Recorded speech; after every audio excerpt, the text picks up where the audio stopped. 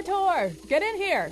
It's Gregor, Dr. Wolfenstein. I'm about to climb into my time machine, and then I'll need you to set the dials. You invented a time machine? Me? No, some guy named Ron Mallett invented it. I'm the only person who's willing to fuel it. What does it run on? Kittens and bunnies. You're using kittens and bunnies as fuel in a time machine? Do you want to say that a little louder so that everybody who works at PETA and 60 Minutes can hear you? Look, if the time machine ran on coffee beans, I'd be happy to use those. It happens not to. Mallett is too soft to use, let's call him K and B. But the way I see it, Stinkor, you can be Mr. Rogers or you can make scientific breakthroughs. Now, once I get in, set the dials for Sicily in 1788. Why are you going there? I'm going to invent pizza. It's the most popular food in the world, but I can make sure it's named after me. I can hold patents on it and charge insane prices. I can rule the world. Shouldn't you do something good instead? Like prevent a horrible disaster? Sorry, Lipitor, I can't hear you over the sounds of the machine. Oh, I'm also going to marry Prince Alfonso, Count of Caserta. He's super cute. Have the intern Google him. You killed the intern and put his brain in a kangaroo. Then tell him to hop to it. Here I go, forward, into the past.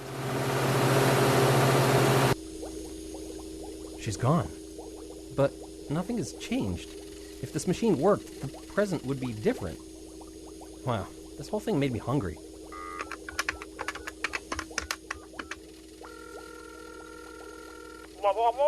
Hello?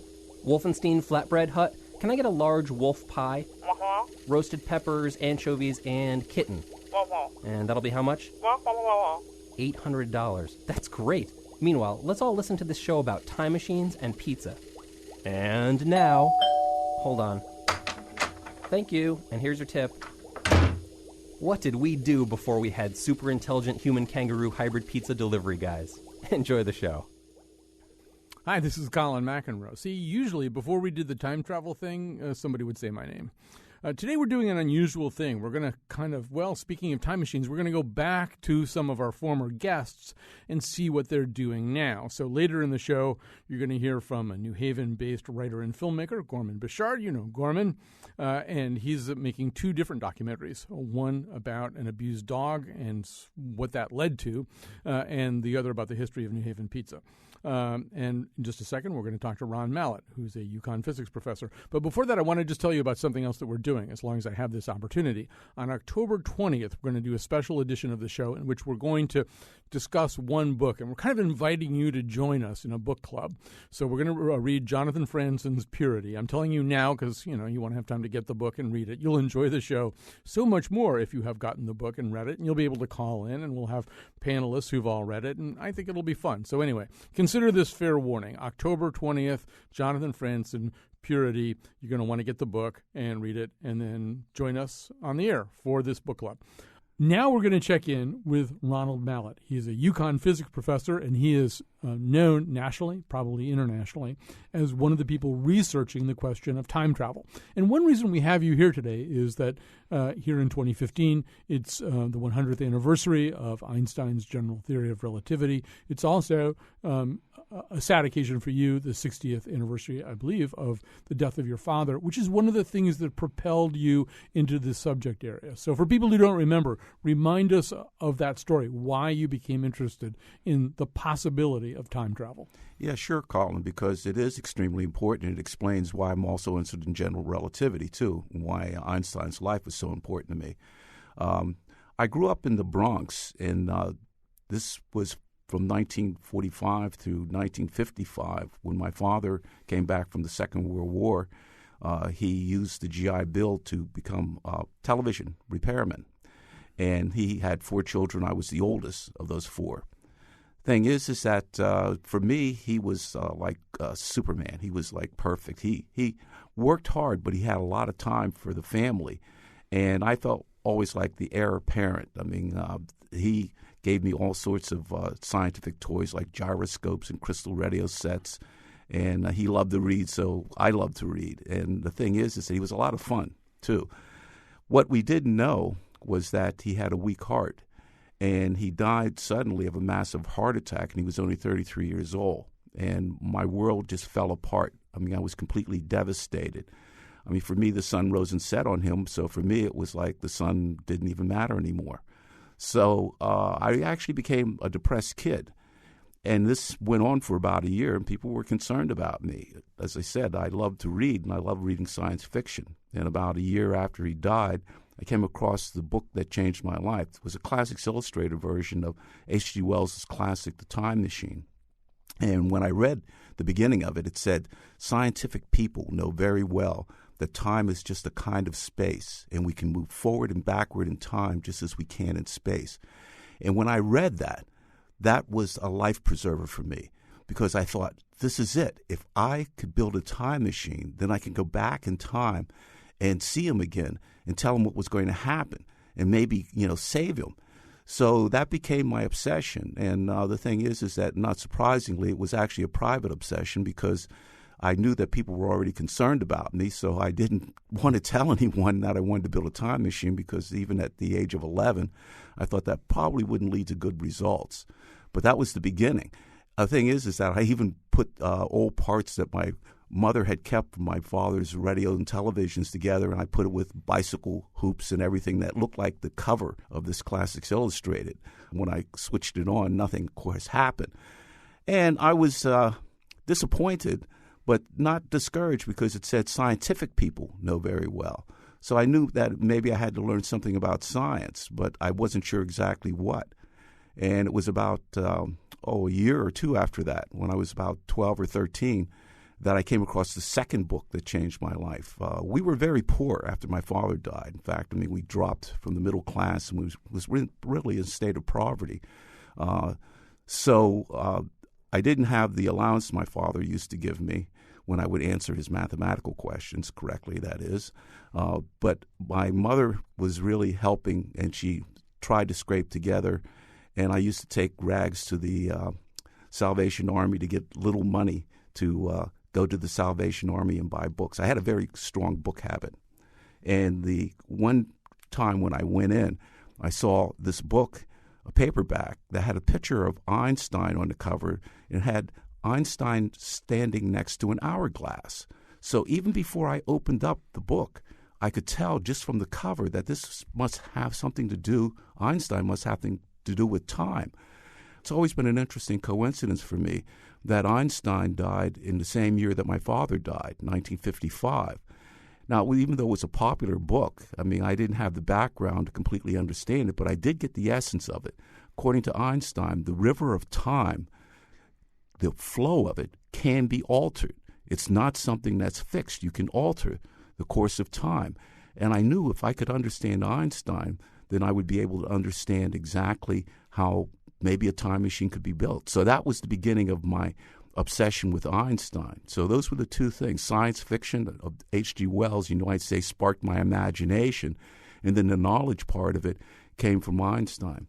I want to come back to that question of imagination and the way in which it ultimately feeds knowledge. But we should also say that that whole idea of building, tinkering, and stuff like that, that's probably in your genes. Your father was like that. I think I'm correct that the night that he died, he had set up some kind of practical joke in the bathroom. That's exactly right, Carl. The thing is that the night he died, it was actually my parents were celebrating their 11th wedding anniversary and had friends over. My father had wired the toilet seat so that whenever you lifted the seat, and actually you had music coming on. He was a real practical joker, and I think that's why all of his friends loved him as well as us. And that was one of the things that he did was he was very good at electronics. And it's funny because it wasn't until many, many years later, I have to say, that whenever I had written a book about my work, Time Traveler, they wanted pictures. And when I put pictures into the book, what startled me was the fact it was a picture of my father behind the television set working, and the pose that he has behind that was exactly the pose of the time traveler in the Classics Illustrated version. If you look at them next to each other, it looks like the same sort of thing. So it was clear that on some subconscious level, I knew that somehow this tinkering with electronics or something to do with science that way was going to be necessary. So but as I said, that didn't occur to me until many years later. We're talking to Ron Mallett, and in fact, Dr. Mallett will be part of a conversation called Sci-Fi Meets Reality at Nick's on Front Street in Hartford, and that is scheduled for September 17th. That'll be at 6 p.m., and you can find out more information, I'm sure, from Nick's, or is there a website where people can find out about that? Yes, they can actually, at the UConn alumni website, they can actually go to that website to find out more additional information. And it's going to be a fascinating event. I'm just one of 4 speakers. Mm-hmm. There's actually going to be a speaker who's from English, a speaker from political science, and a speaker from cell biology and molecular and cell biology. So we're going to be talking about how science fiction meets reality, which is something that's been a major theme in my life. All right. So, we're sort of checking in with you. We've talked to you before about the bulk of your career really has been spent exploring some of these questions, and specifically a question, a formula, and then a related set of ideas and experiments that would, in fact, somehow or other alter or twist, I guess, time, right? This is the thing that you really want to do. That's right. And so I don't know if there's a layman's way. In a way, what you're really talking about, we did a show about black holes a week or so ago. You're kind of talking about creating an artificial black hole, right? Well, in a way, it's almost like an artificial rotating black hole. Normal black holes will actually slow time down. If you get close to them, according to Einstein's general theory of relativity, the stronger gravity is, the more time will slow down. And so if you get close to a black hole, time will slow down. And when I'm talking about time and time measurement, I'm talking about not just mechanical devices. Your heart, for instance, is a clock.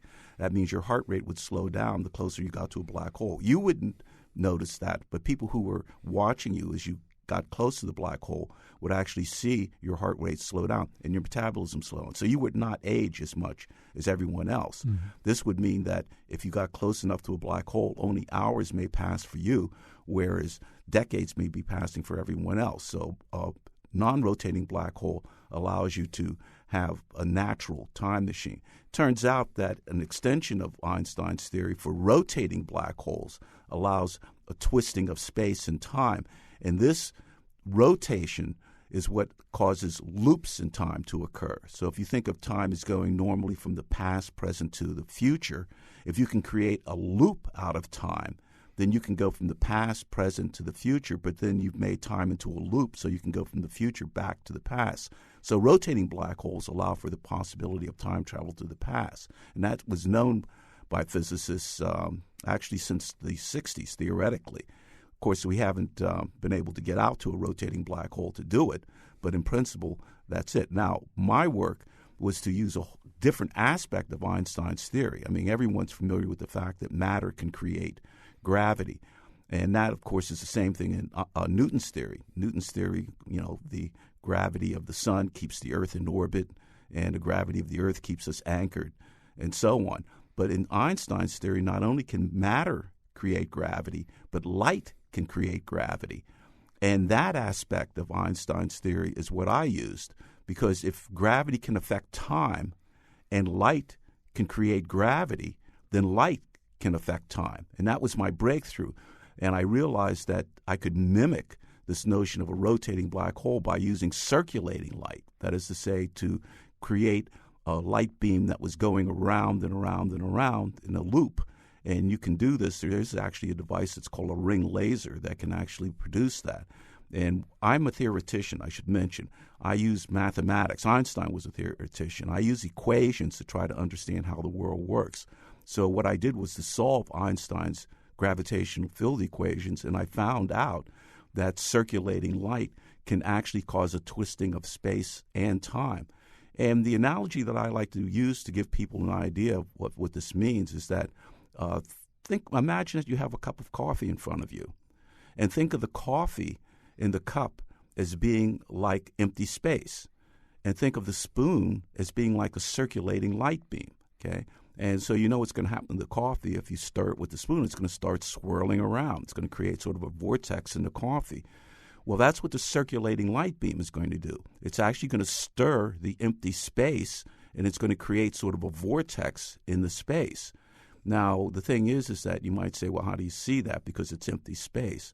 Well, if you come back to the coffee, if you drop a coffee bean in there and you stir the coffee's going to drag the coffee bean around. Okay, so you can actually see the effect of the stirring of the coffee by seeing the coffee dragging the coffee bean around. The thing that plays the role of the coffee bean in this proposed experiment is a neutron. A neutron is a part of every atom, and a neutron spins like a little top. Okay, it has an axis of spin just like the Earth.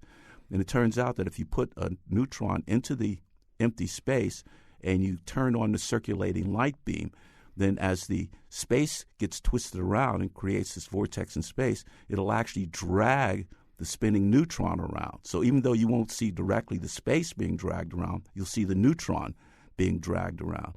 This has a technical name. It's called frame dragging. It means that the frame of reference of the object's being dragged around. And this process, which I proposed, is called frame dragging by light. And the thing is, as I said, I developed the equations for that. What I also found was a further extension was the fact that if this twisting of space becomes strong enough, then you get a process that's like the sort of process you have with a rotating black hole. That is to say, the straight line of time, okay, that's going from the past, present, to the future, that line gets twisted into a loop. And what I was able to show is that you could actually go from the past, present, to the future, and from the future back into the past. So by using a circulating light beam and twisting space, you could eventually twist time, and it could lead to a time machine that would allow you to go back into the past. You know, the coffee cup analogy makes me think of the Twinkie analogy in Ghostbusters. And at one point, I think somebody said, "That's a big Twinkie." Well, you need a big coffee cup, right? You need a big coffee cup with a lot of power in it to create the effect that you're talking about right now. We're not talking. I mean, obviously, if that were not the case, somebody would do this right away. Exactly. In fact, you're exactly right. And there's two processes that are involved in this, and it's important to realize that because there's first, I have to demonstrate that this circulating light beam will cause a twisting of space. It turns out that doesn't require as much energy, and that is something that's within our technological capabilities right now. It's just that no one had developed the theory to propose this particular effect. But it requires some ingenuity, some engineering ingenuity to do it. But still, it's within the realm of possibility. The thing is that to go beyond that, to go from the twisting of space to the twisting of time, now that's something else again, because the energy that are going to be required to twist space enough so that you can twist time into a loop could truly be stellar. I mean, they could be enormous, and that would require a whole new understanding or a whole new technology that would need to be developed. But that's something that's not surprising. That's something that even faced us with nuclear energy. It's interesting. I mean, people are familiar with Einstein's equation equals mc squared, and one would have said, well, that was developed back in 1905, so why didn't we have atomic energy back then? Problem is that even though the equation says, the m in the equation talks about matter, and the c in the equation talks about the speed of light squared, and you're multiplying that times the matter, and that's giving you this enormous amount of energy. But how do you do that technologically? Even Einstein wasn't sure that it would be a possibility engineering-wise. And if it hadn't been for the fact that we had this process that was called chain reaction that was developed, we still wouldn't have it because it's not technologically obvious how you're going to convert matter into energy. So one of the things that we have to learn is just exactly how we might be able to circumvent the enormous amounts of energy that might be required to twist time after you've twisted space. That's UConn physicist Ron Mallett. He's talking about what it might take to make his dream of a time machine into a reality. Coming up, you're going to hear more from Ron, and then more from New Haven filmmaker Gorman Bechard about his most recent documentaries.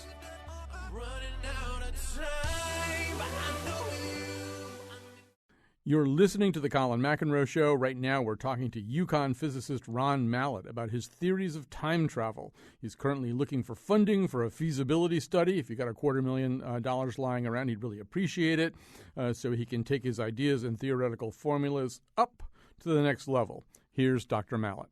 Even though I have the mathematical development of it, to make it practical, it's going to have to be done in a precise technological way. I actually have a colleague who's an experimental physicist. As I said, in physics, you have both the sides that are necessary. You have theoretical physics and experimental physics, and both are necessary.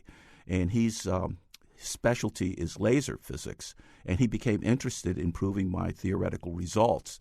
What we have to do is develop what's called a feasibility study. Now, that is something that tells us what really is necessary in order to cause the twisting of space. That's the first phase. In other words, this is divided up in two phases. First, showing that space can be twisted.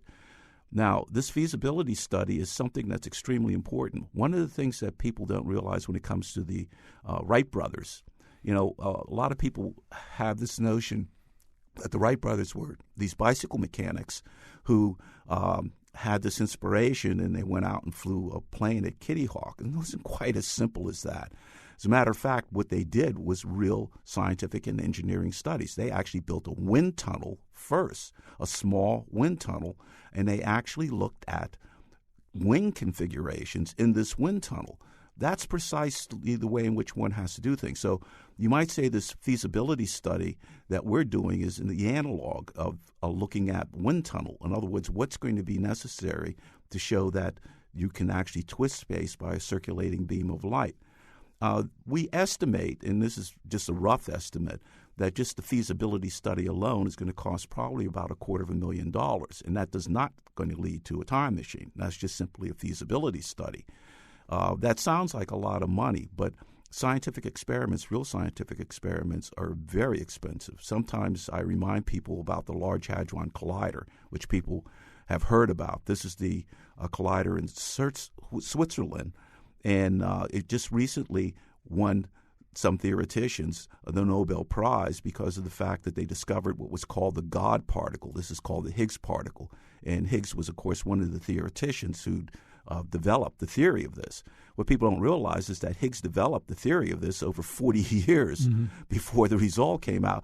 And the device that, and it's all it is, this Large Hadron Collider is just simply a device that smashes subatomic particles together. And how expensive is that going to be? Well, it took 10 years and about $10 billion to show that this God particle, this Higgs particle, exists.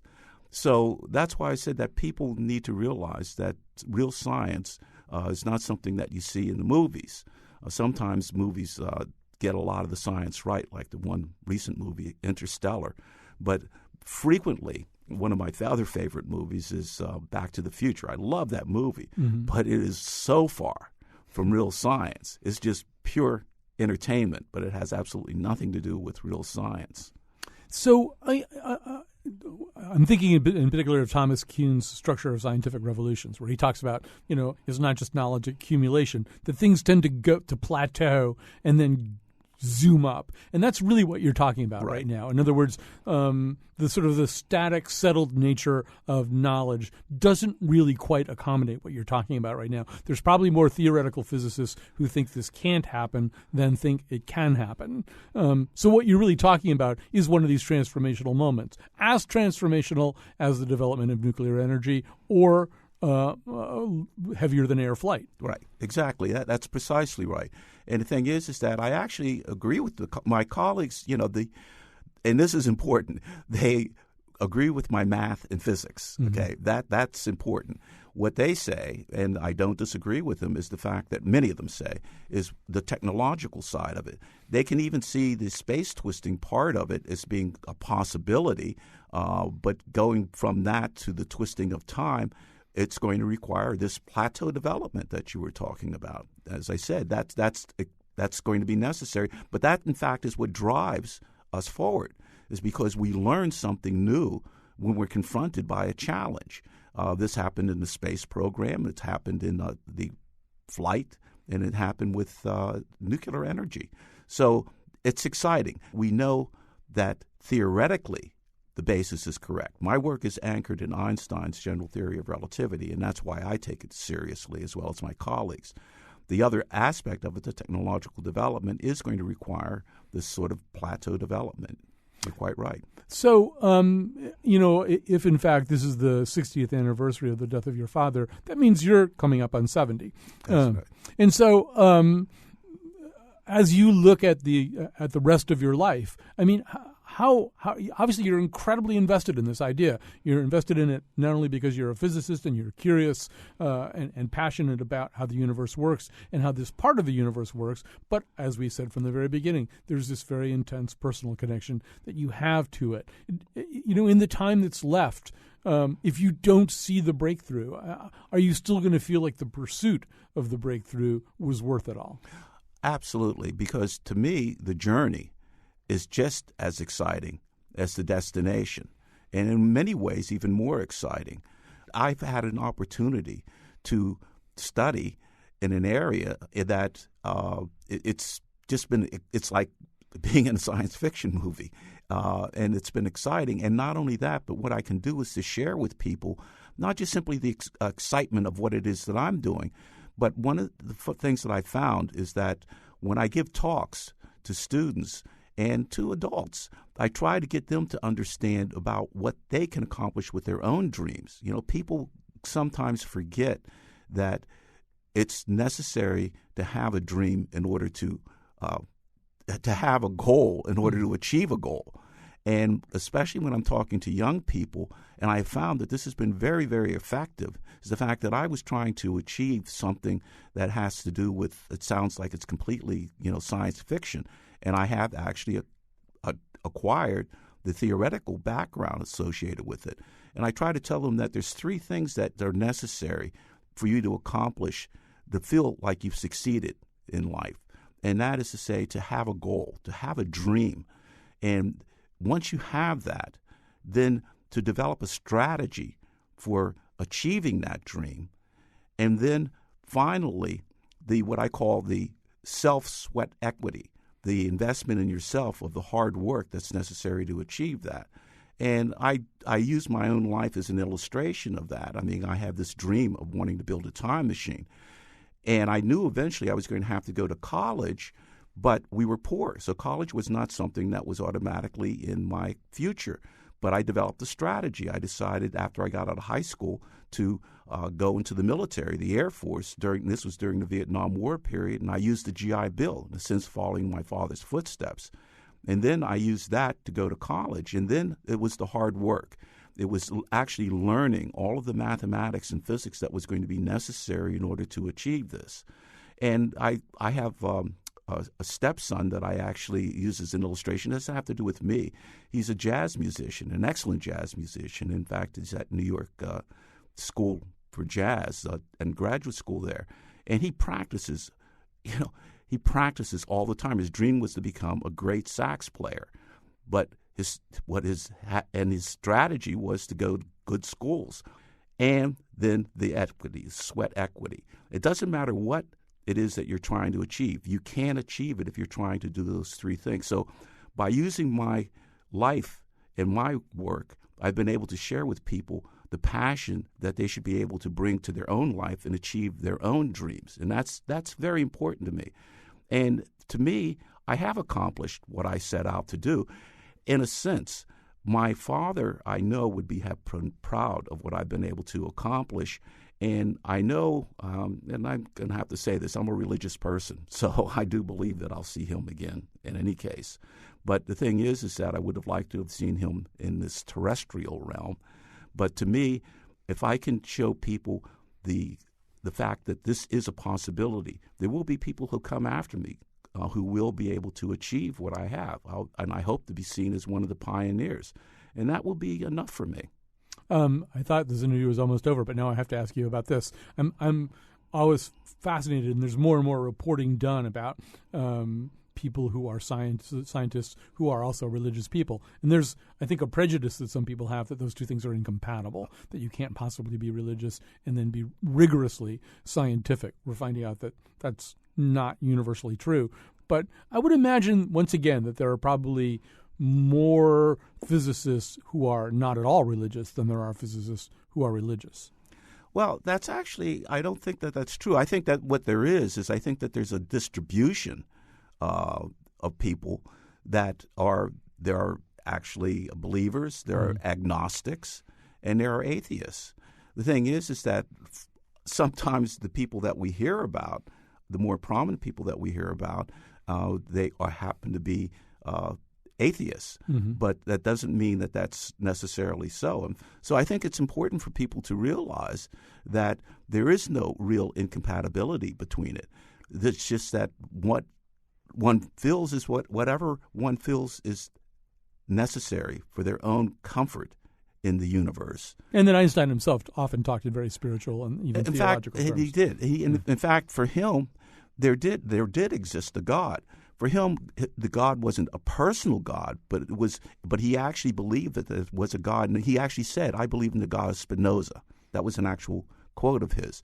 And if you look at what Spinoza actually believed that God was, in fact, this natural order of things that underlies our existence and makes our existence necessary, and that this provides us with the order and the forces of the universe that we have.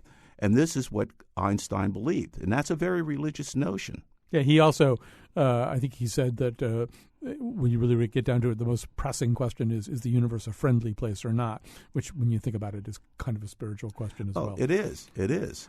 So, as I said, I think that it's important to realize that there really is an incompatibility between the two. It's just that people have, unfortunately, they have a notion that there is, and it's not.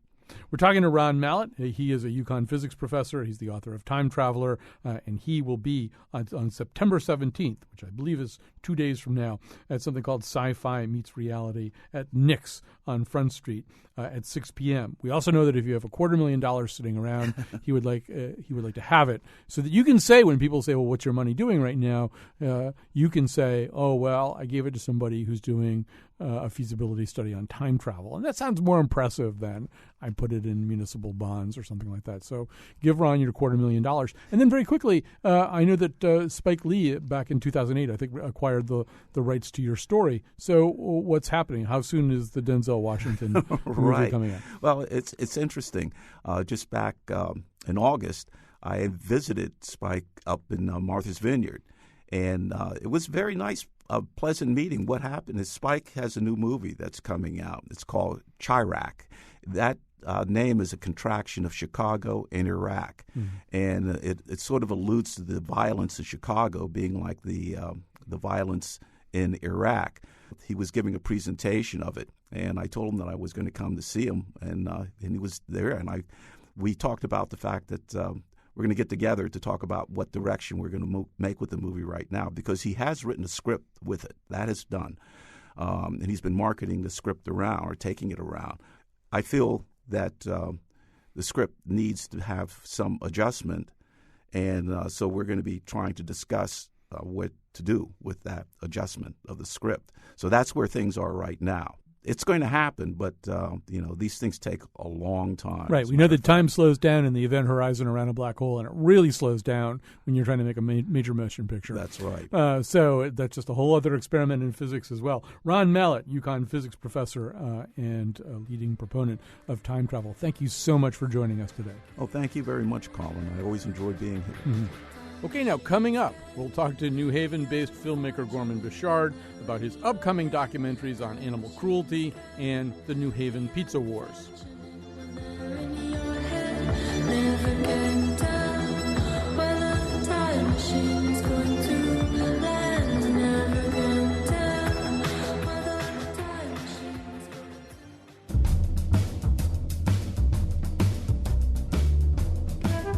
So frustrating. I went back in time, changed a bunch of stuff, and now nothing is different.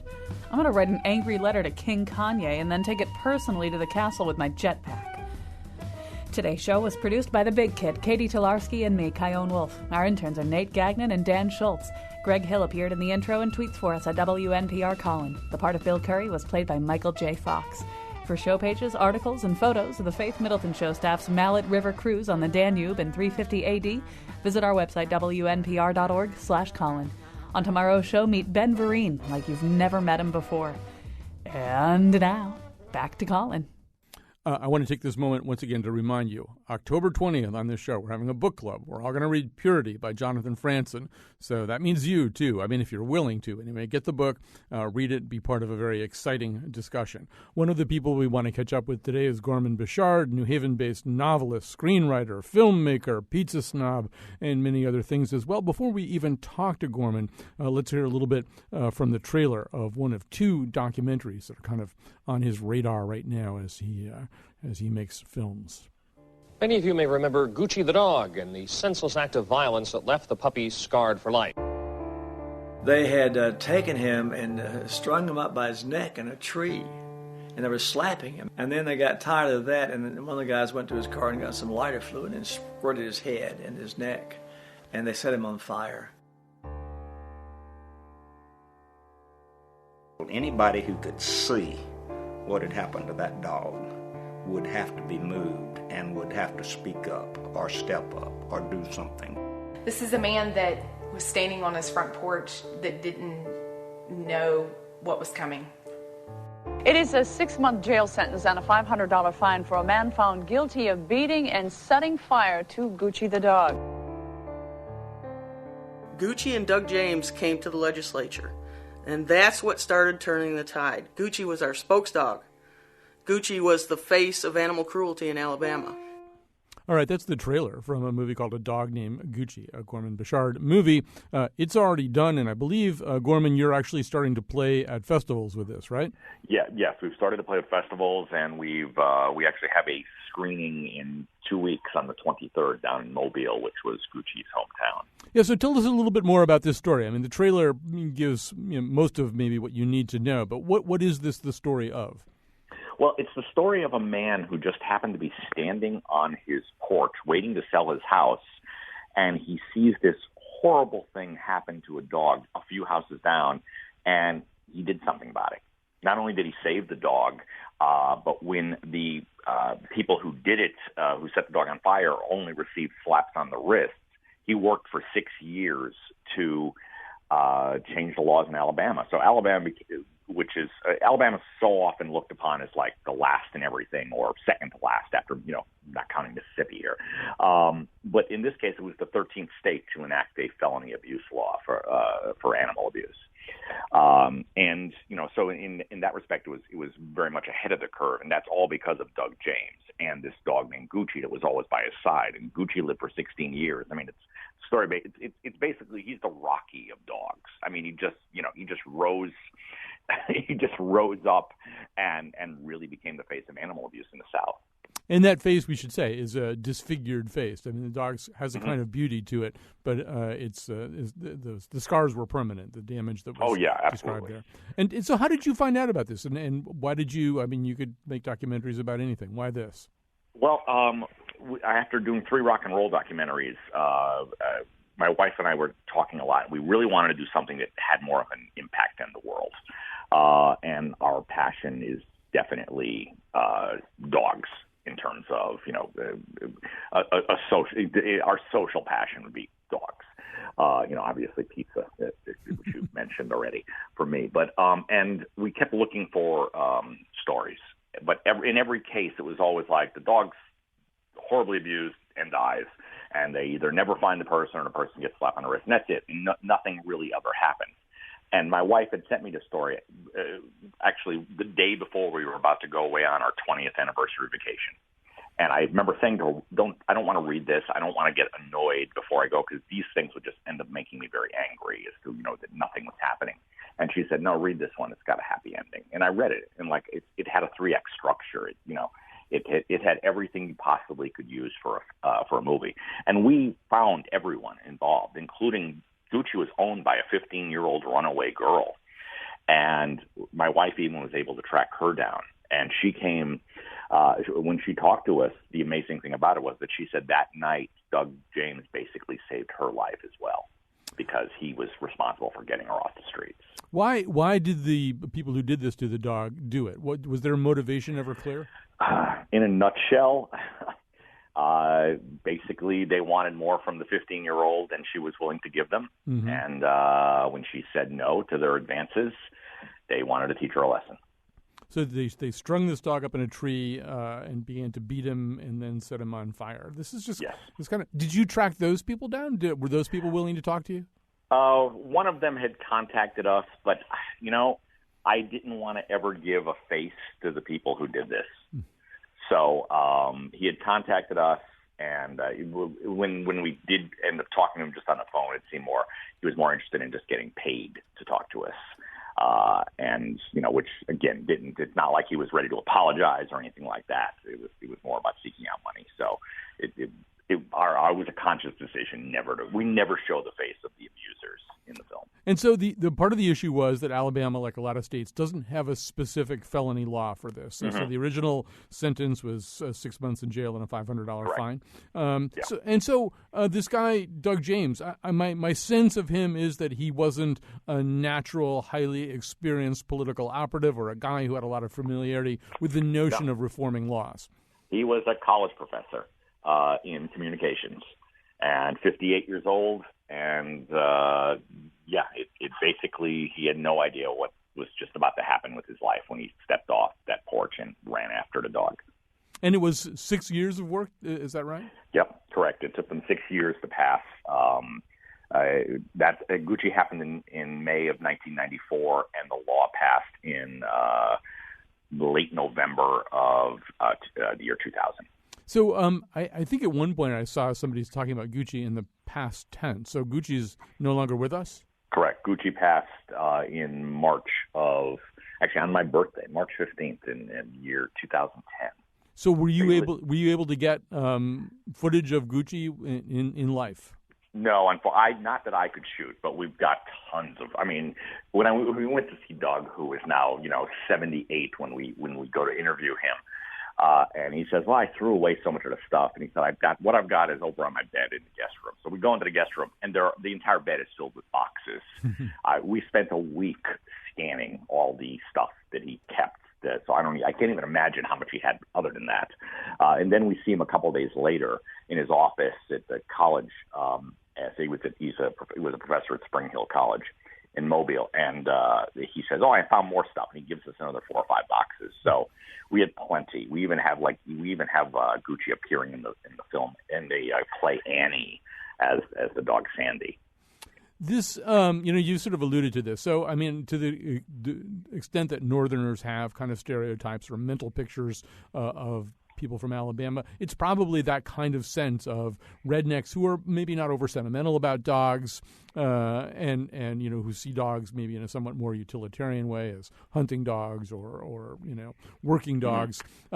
Did some of your own attitudes get changed a little bit by the people you met down there?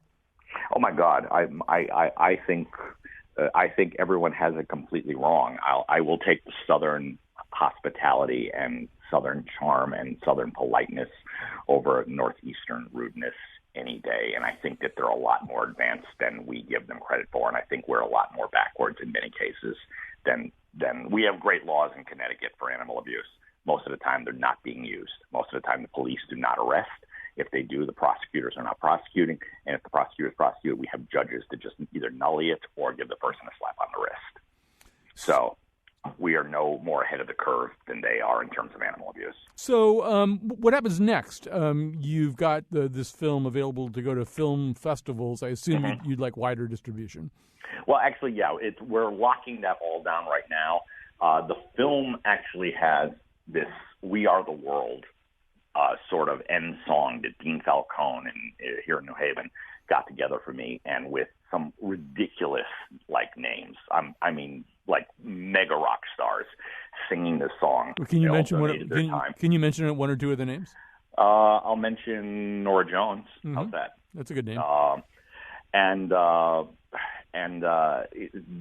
This song is going to be a massive release in April.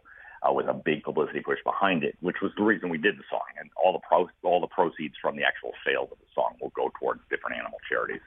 But we're also going to release the movie that same week. So it'll be out in the third week of April. It'll be out on DVD, VOD, streaming on iTunes, basically the usual suspects.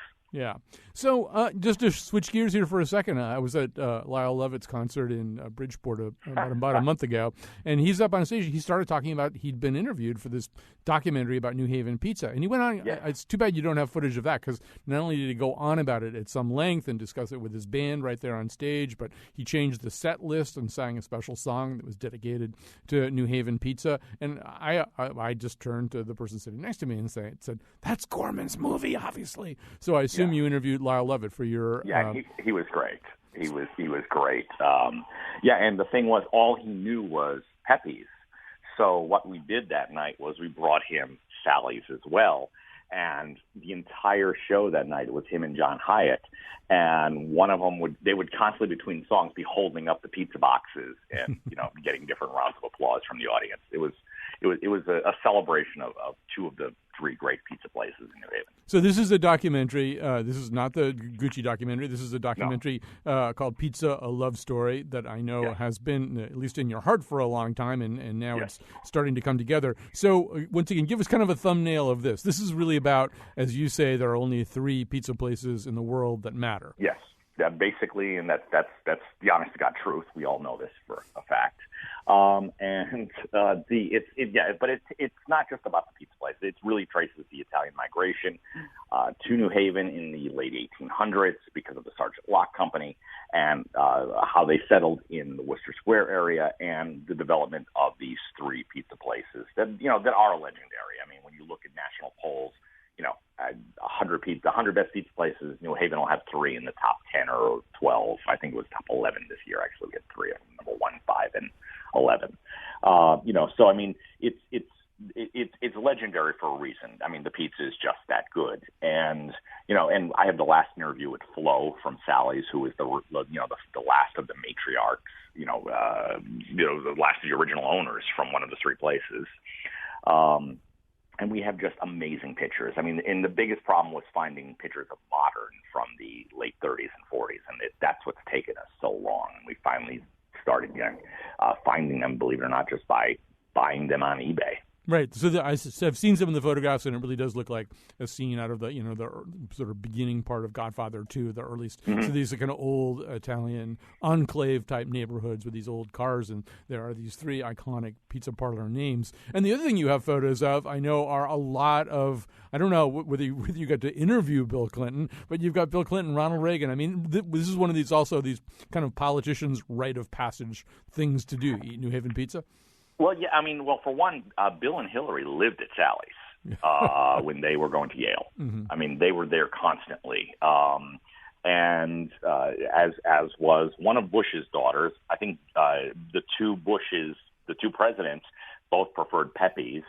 I mean, but there's definitely there's this crazy celebrity and politician history with all of these places. Obviously, with Sally's, Frank Sinatra used to send his driver from Hoboken to pick up pies at Sally's. I mean, forget even Lyle Lovett. You have someone like U2, when they play anywhere in the tri-state area, they have it in the rider that they have pizzas brought in from Sally's. All right. So what's the timetable now for Pizza, A Love Story? Wow.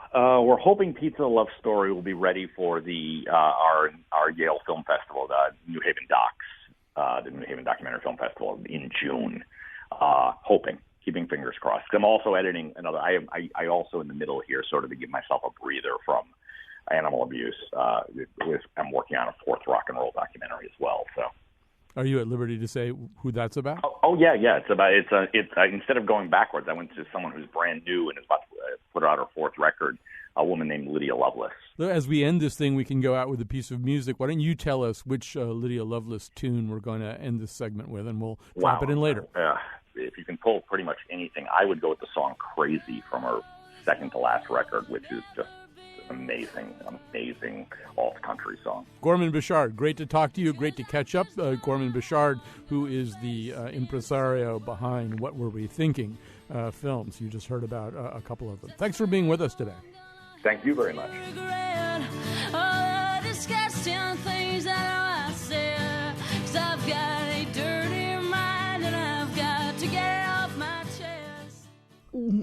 Ugh, I ate too much pizza. I'm going to go back in time and fix this. Ugh, I ate too much pizza. I'm gonna go back in time and fix this. Ugh, I ate too much pizza.